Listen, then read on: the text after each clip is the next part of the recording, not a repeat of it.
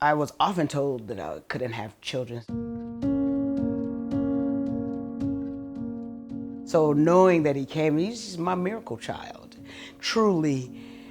And I treated him like he was a miracle and that he was loved every single day. The only thing that he ever said he wanted to be since he was a small child, a superhero. That's it. I knew that he was a gift. And that is why he was so exposed to so many things, because I have seen the world. I just took my time to see it again through his eyes. Yeah, that's my dude. Shout out to my family. I love you, Mama. I love you, Daddy. Mwah. It really is speaking to the love of my husband and I. I saw him on one day. 7 days later, I saw him again. 7 being the number of completion, 7 being God's perfect number. But more than anything that I raised him on was, how many times do you forgive your enemy? 7 times 70.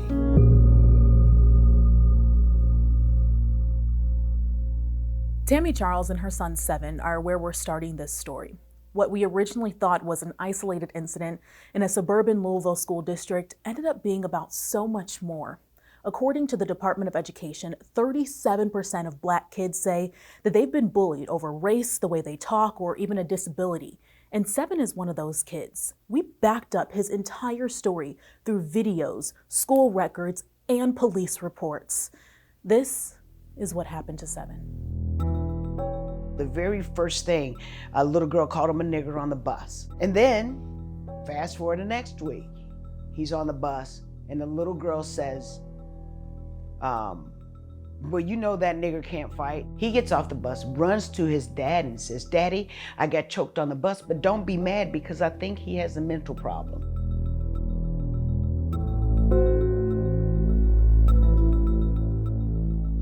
This kid put him in a headlock to the point where students on the bus were screaming for the bus driver to stop. The bus had to be pulled over. What is the district policy involving physical contact? We individualize cases. We have the people in place with our bullying prevention team that can review complaints or concerns from families, and they work with our schools to resolve those matters.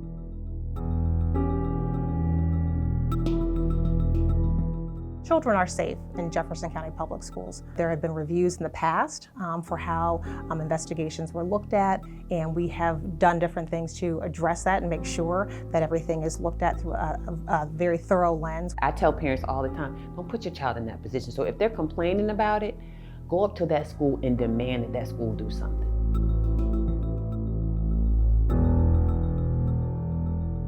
What happened to the meetings you were supposed to do today? You know you care. I looked to the principal kind of like an overhead, like, did you get my message? And she just gave me this. It's been taken care of. I was at his school average twice a week for lunch. I volunteered for everything. It broke down the false security that I had, that I am this involved. They see me this much. And for that, maybe my kid would have some sort of exception.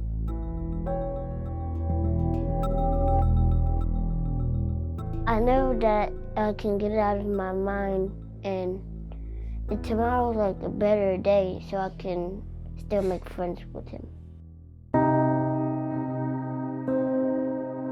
77 days of the first time my son was bullied to the day he died. 77 days in between there.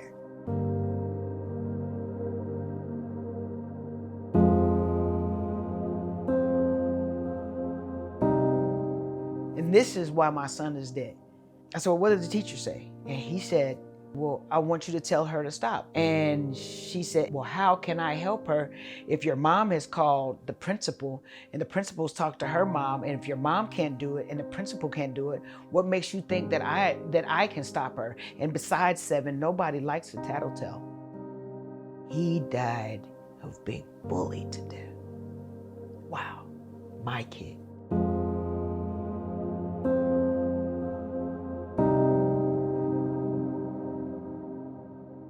There's this idea when you're young, developmentally, you may not understand the permanency of suicide. I don't think sometimes that kids understand there's no coming back from this. This is much younger children.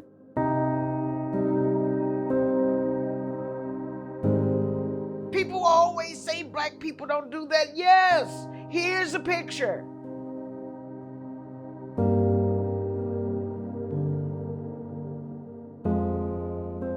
I do think Black parents in particular, we try to educate our kids about what it means to be Black and how people are going to engage you in the world. I don't know that we're able to give them the full extent and teach them to the full degree of what those struggles are going to be like. What parent expects to have a race conversation with a child and the child is 5, 6 years old? I never took the time to teach my son about racial differences, racial inequalities.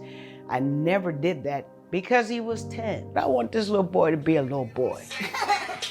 Come on, 7.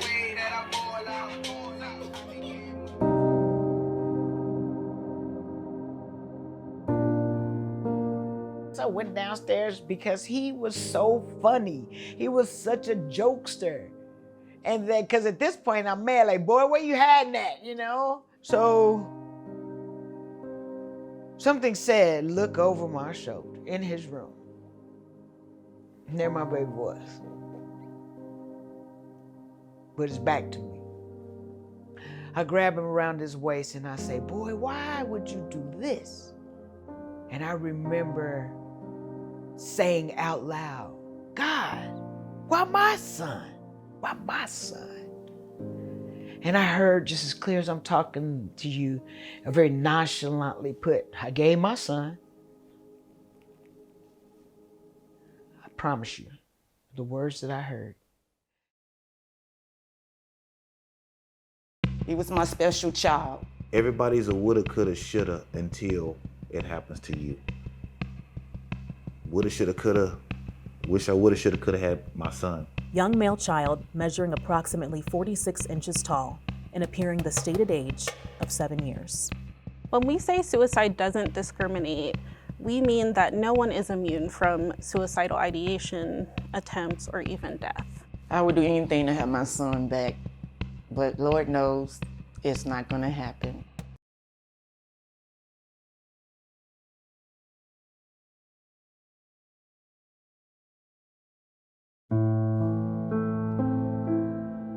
He was my special child. When I was told I couldn't have no more kids, I had him. So that's why I call him my special baby.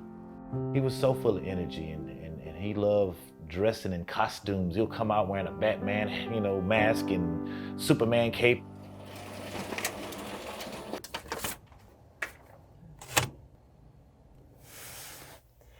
The deceased is dressed in a one-piece Batman pajama suit and a pair of black underpants.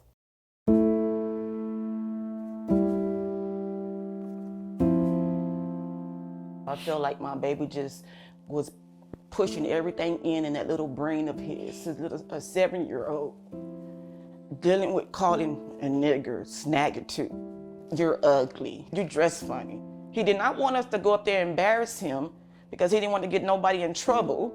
So he didn't say nothing. He was just dealing with it and praying for them. Young male child measuring approximately 46 inches tall and appearing the stated age of 7 years. Everybody's a woulda, coulda, shoulda until it happens to you. Woulda, shoulda, coulda. Wish I woulda, shoulda, coulda had my son.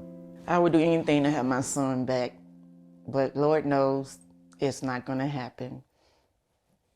Black kids are dying by suicide at rates 2 times higher than their white peers. And as we started digging into the numbers, we found research and experts were backing up the facts that the numbers that are actually out there aren't even close to the reality of the situation.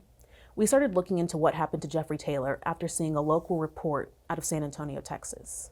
Family prayer? Yeah. Okay, well, let us pray. Who's first? Me.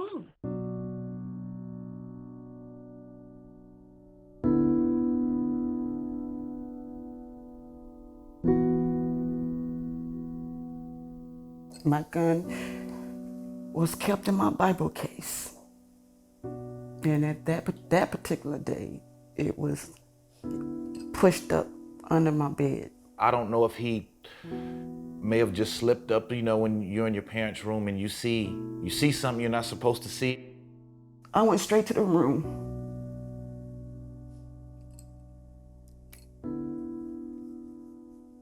I saw my baby laying there like he normally is. But when I looked to the left, I saw my gun. And I saw blood, dry blood on my baby's face. And I just screamed. I just screamed. I yelled and I said, "Holding Jeffrey Moore." My baby was hard as a rock. He was hard as a rock. I put him back. And all I can do is run. I was screaming. I just kept saying, "Jeffrey, why? I told you to hold on. I was gonna take care of it."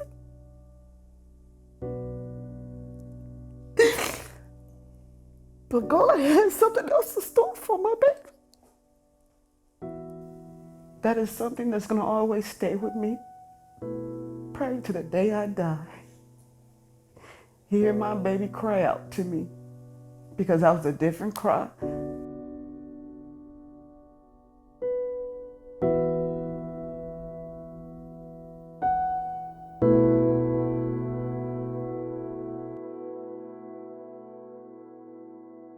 At present, it appears to be an accidental event with no clear evidence of foul play or suicide.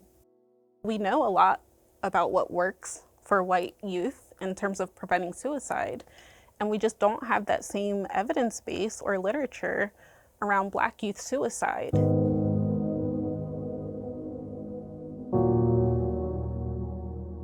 We've gone from feeling like suicide really wasn't an issue for Black and brown communities to now realizing that Black and brown kids, and particularly young Black males, are dying at rates double that of our white peers.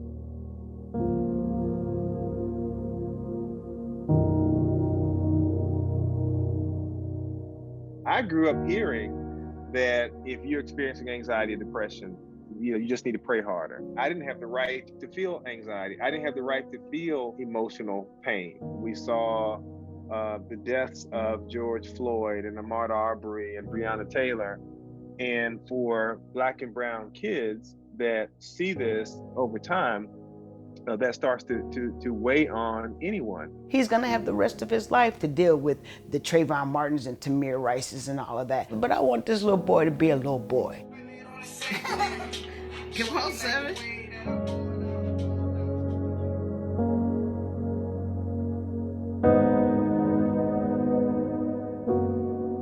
With my son's death, for me, I have responsibility. And that's the scary part. No one's talking about bullying and suicide because it's so stigmatized.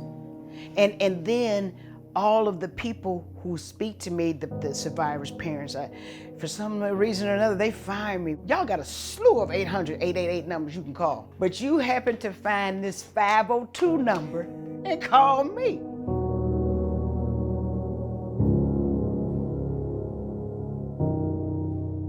I'm getting ready to talk to this little girl about being bullied and how to feel. And the first thing this little girl asked me, "Miss Tammy, do you think Seven's in a better place? Do you think he's happy there? Do you think that I would be more happy where Seven is?" I have to do this for them, not for my own child, but for that child and so many others that have called me. I say to them, no, this is exactly why Seven is there, so that you can pull on his strength and find the happiness from his strength to live through you. And I just found all this over-the-counter medication. I just took pill after pill. What'd you feel when you woke up? Sadness and anger. Kids are suffering in silence. By default, even here, like you as a Black child, you are seen as unruly. If you do one thing, it is magnified. I just try to listen to them because you don't know what somebody needs exactly until you hear what they have to say. They go to what they know, they go to what they see, and what they see says maybe not living is a solution.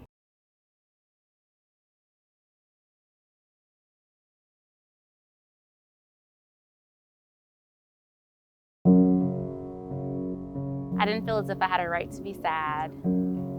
I didn't feel as if I had a right to not want to be here and to have all these negative emotions because I was living this amazing life, supposedly.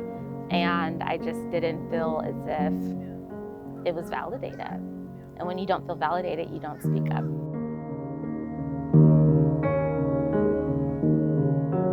I go back and look at pictures of myself and you can see it in my eyes. I was sitting there knowing that this was my time and it was my time to go, and I was very confident in that decision. I just took pill after pill and I went back into the bedroom. I just laid down, closed my eyes, and then the following morning I woke up. What did you feel when you woke up? Sadness and anger. I had the burden of knowing I tried to take my own life. Paige Gaines is one of the tens of thousands of survivors of suicide, and now she's trying to help other kids survive as well. Efforts to help kids combat suicide have worked among white children, but for Black kids, hasn't done a thing. The numbers are still going up fast. If you see that children, regardless of race, regardless of culture, if you see that children are dying, and they're dying from something that is very often preventable, that should be something that alarms all of us. Kids are suffering in silence, and what do? They go to what they know, they go to what they see, and what they see says maybe not living is a solution. There's this lack of preparation often from all of the adults in their lives to help them understand the kinds of challenges that they're going to have to navigate and the extent to which they're going to have to navigate these challenges.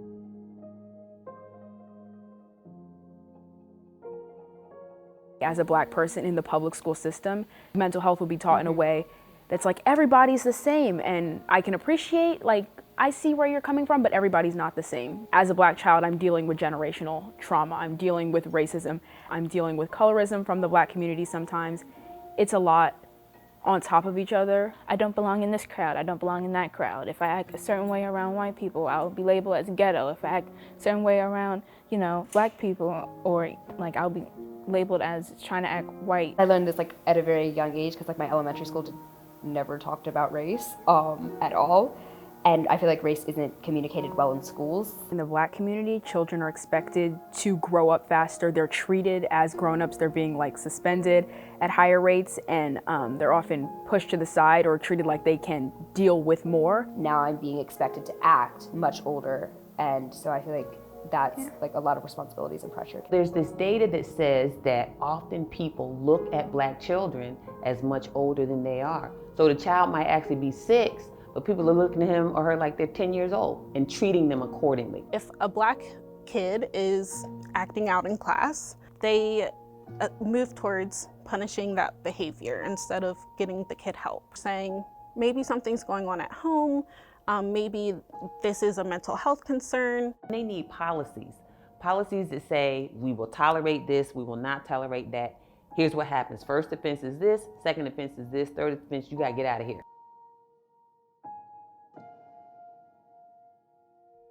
People having spaces to talk about it where they feel comfortable. In my experience, having a Black person talk to me about mental health and to talk about racism openly and to call out racism in the classroom has been so beneficial because it helps me see my self-worth. When you look at pictures like people talking to therapists, it's always like a white girl with blonde hair talking to her white therapist, and it's like, well, if it's only white people who need therapy, then clearly I'm fine. What I say to parents is don't beat yourself up, right? You're doing the best you can. Do not ask kids, how was your day? Because you're gonna get fine. Instead, you change the question, reframe the question. Tell me something good that happened to you today. Tell me something bad that happened to you today. And then what did you think about that thing that happened to you? Keep pounding the table. Keep demanding that we put the resources in place and that we fund the resources that allow us to keep our children from dying by suicide. There is no indication that we have a handle on this. There's no indication that this is getting better. And if we don't do something different, we're going to continue down this road. Our kids are dying. They are choosing not to live anymore, and there's no indication that it's getting any better, but it can. You just heard several ways that it can from the kids themselves. And this isn't just a story about Black kids, because the facts are, if your child is sitting in the same classroom as that kid, they are falling victim to a system that is not equipped to handle our kids' cries. It might be a different cry, but the tears are still the same. Just listen. You don't know what somebody needs exactly until you hear what they have to say. Don't then say, well, no, because you have a great life, and no, because you're not failing your classes, and no, because you have all these great friends. Letting people talk. Let me talk. Let me explain it. You have no reason to feel this way, therefore your feelings aren't valid, but they are valid because you're feeling like that's how you feel, and how you feel is important. Let me tell you what I don't tell you when I come home from school. Let me tell you about the kids who keep bothering me. Let me tell you about the fact that I don't understand my math class, but somehow I'm still passing. If I finish, then maybe you'll understand. Black children need to stop being isolated and treated like as other. They need to be given safe spaces. We train police officers, we train doctors and things like that in suicide prevention, but if you train the teenager that's sitting next to the teenager that's suicidal, they can recognize those signs. A lot of people are struggling and we keep it to ourselves, but I've recognized that by me being transparent, it saved my life, and it's also saving other people's lives.